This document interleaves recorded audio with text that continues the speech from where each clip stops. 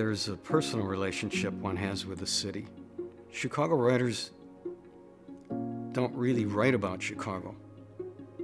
It's a city of neighborhoods. And in writing about that neighborhood, you can write about a small space that then takes credit for the big space. The title of one of my books is The Coast of Chicago. Many of my stories are set in the lake. A lot of the poems I've written are set in the lake. I can't say that I ever knew I wanted to be a writer until maybe getting to Loyola. But in fourth grade, I guess it was geography, and we were supposed to write one side of a loose leaf page on Africa. And I was trying to think about how high the trees were. And the highest things I had ever seen in my life were skyscrapers.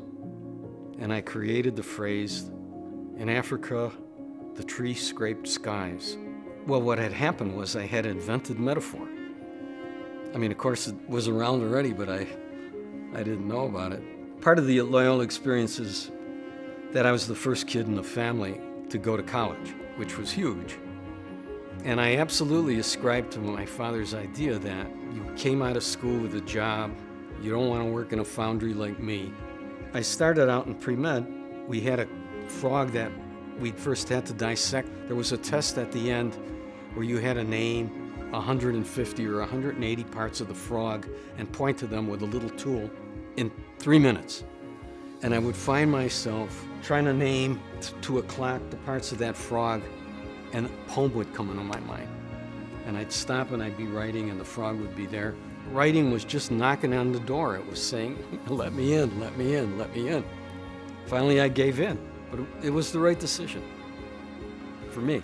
I didn't really have a good feeling overall about education. It was just something that I needed.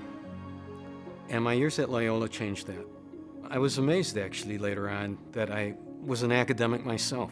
I think I've taught probably at least 45 years at every level. And then one of the things that sometimes people ask you, has teaching writing had any effect on your writing? If I had never tried to teach, I would have never had to learn. Teaching is a privilege. I've never forgotten that.